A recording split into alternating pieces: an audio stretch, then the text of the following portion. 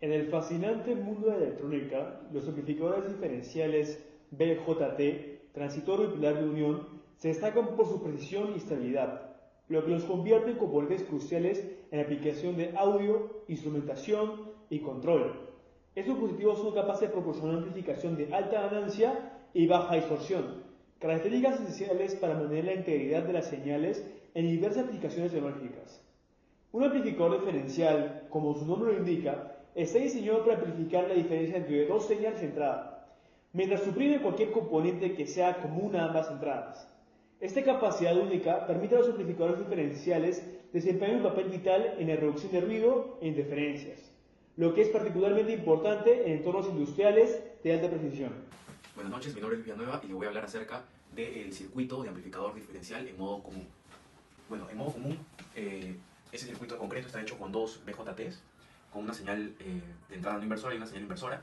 En este caso, las dos señales tienen el mismo valor, la señal de entrada, las señales de entrada, pero con polarización opuesta, por lo que al sumarlos, el sumatorio vendría a ser cero, que es lo que se busca en un amplificador de modo común, que la salida sea el voltaje cero para evitar ruidos e interferencias, ¿no? Es por esto que en la ecuación de la ganancia diferencial, la diferencia de voltaje de salida entre la diferencia de los voltajes de entrada vendría a ser cero de la misma manera, que sería un modelo ideal. Pero en un modelo real siempre va a haber un pequeño valor de voltaje que va a ser la señal de salida, y ese valor se calcula con el CMRR.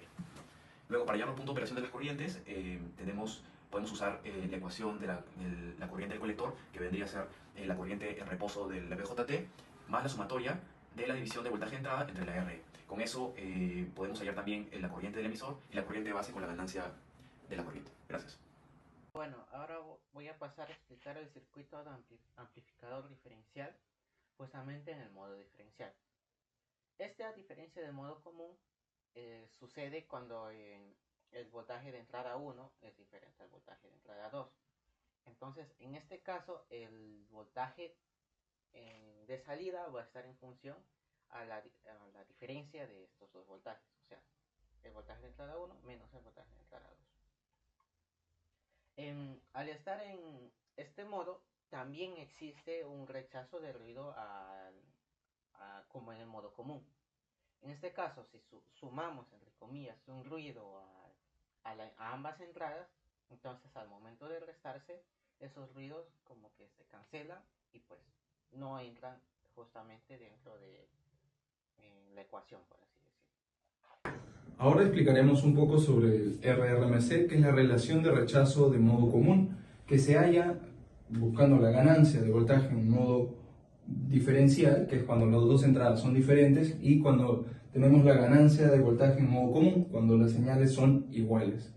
Este RRMC nos dice cuán capaz es nuestro amplificador diferencial para poder rechazar señales que son comunes en las entradas. Una aplicación en específico es cuando tenemos un amplificador diferencial dentro de un ambiente con mucho ruido electromagnético. Se busca que la señal 1 y la señal 2, estas originarias, se diferencien y se amplifiquen. Pero como hay ruido, y encima este ruido es común para ambas entradas, entonces este se va a cancelar debido al modo común, y las señales originales se van a restar tranquilamente, sin alteración.